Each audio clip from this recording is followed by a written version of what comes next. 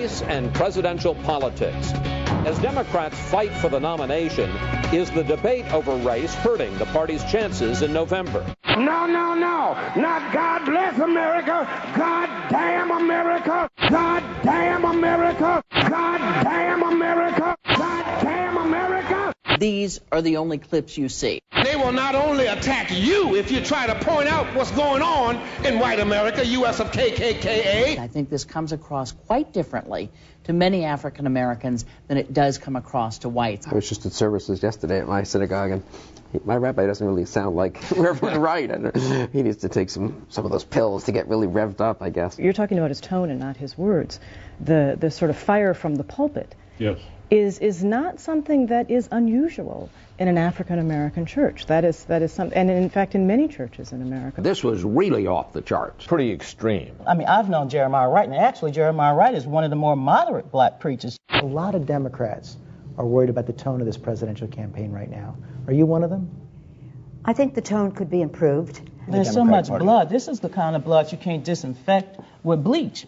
You need something even a much stronger solvent because you have emotions, 40 years of emotions. When you hear these excerpts, it's easy to be angry. It's easy to be angry about the words that he used. The question is, what has Barack Obama done with regard to these incendiary statements? I strongly condemn the statements that have been shown on the tape. I have to confess that those are not statements that I ever heard when I was sitting in the pews at this church. Some of his critics are already saying that there's an element of unbelievability there, that he was sitting in that church for 20 years. He never heard this pastor say words like that. I find that unbelievable. I'm sure Mr. Obama has heard a great many talks like the one we just heard a clip of. Even if he says that he's unaware of that, he admits that he became aware of these statements last year. He only rejected these statements after these tapes became public. You know, people are going to try and find out just when was Barack Obama sitting in the pews of that church, and just what did he hear and when did he hear it. And you also noted the reaction inside the congregation of the church. People jumped to their feet to cheer this. This is the atmosphere there where such comments are not only accepted, but applauded. Certainly Obama knew what sort of church this is. It seems that you ignore something very important. When Jeremiah Wright makes these statements, the Amen chorus in that church was very loud. His words resonate with a large number of African Americans. The black church has nourished the souls of black people, and those who go to church with broken spirits after spending weeks and weeks of being torn down. And the blunt language that he used makes people uncomfortable. You know, when he talks about America's inglorious record on race, and yet many people find something that they relate to in those words, and that's what Barack Obama and Hillary Clinton may want to start focusing on, is this chasm that both the Ferraro dust-up and the Jeremiah Wright dust-up seems to point to in this country. Now, I have no doubt that the Trinity United Church of Christ in Chicago has done many good things. On the other hand, for a candidate who would like us all to believe that he is post-racial, this is an interesting institution. For example, this is what it says about itself. We are an African people, true to our native land, mother continent, cradle of civilization. Quote, non-negotiable commitment to Africa. Not to Chicago, not to Illinois, not to the United States of America, but to Africa. A congregation with a non-negotiable commitment to Africa reminds me a lot about Jewish synagogues who are committed to Israel. It doesn't mean that they're committed to Israel above their commitment to the United States. That stuff does not seem to be in any way offensive or incendiary. I wouldn't say it's racist, but it is certainly racial. We can use Jeremiah Wright perhaps as a lesson of history, a moment to reflect deeply on where the country may be at this moment. We can spend all morning talking about this. The American public are watching their foreclosure rates climb. Oil prices are going up. Well, sir, you're changing the subject. I'm asking you. Well, of course, this is subject matter. You don't think it's relevant that this man was a member of this church for 2 decades? No, you've made it relevant. And this fellow... We've made it relevant here for the last 4 or 5 days in this network.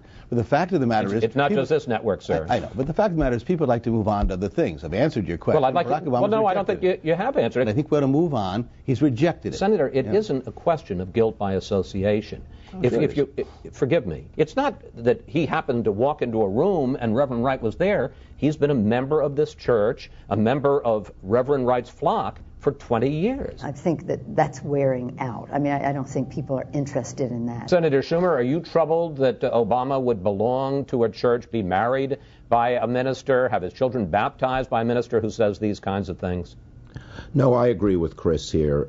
Look, each campaign is wide-ranging. Supporters are all over the place. If I may for just a moment, this isn't just a supporter. This is a man who was the head of his church for 20 years. I would like to suggest that we move on. I'm a little surprised at this, Senator. You're not troubled that that Barack Obama belonged to a church. That doesn't bother you? I don't cast aspersions on Senator Obama for what somebody else said. We'll be in a game here where we'll never debate the issues. We've spent half our time already on this, and it has nothing to do with Barack Obama's views. Well, let me ask you, Senator Schumer, about something that someone in the Clinton campaign said. How come that doesn't surprise me? It's the same kind of thing. We can spend our time talking about Geraldine Ferraro and Jeremiah Wright.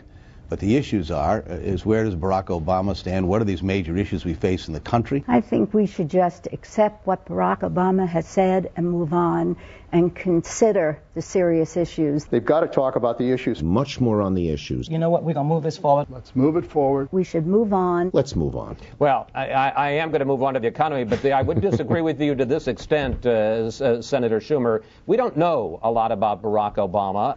Let's move on. And when I think a lot of us find out and are somewhat shocked to find out what his minister said over the last 2 decades, I actually think that's a very legitimate question in judging the character of a candidate. But let's move on. The big question, the key question, how big a deal is this? How damaging is it to the Obama campaign? I think it's a very big deal. I'm really surprised that the Clinton campaign seems unwilling to play this very strong card, which is that this man either believes this, has some affinity for what his pastor is saying, or he just joined the largest church in the community for political reasons, for opportunistic reasons. The Clinton campaign needs to decide, are they going to make an issue of this or not? The media cannot sustain this kind of thing. Now the first in what will be a weekly update on Barack Obama. Many of you have sent us emails asking why the senator won't come on Fox News Sunday and face tough questioning like every other candidate. Back in March of 2006, I met with Obama, and he promised me face-to-face he would come on this program, but so far he has not. Well, as of today, we are starting our Obama Watch. It has now been 730 days, 13 hours, 53 minutes, and 10 seconds and counting since Obama agreed to be a guest on Fox News Sunday. Senator, when are you coming on? Tune in next week for the latest.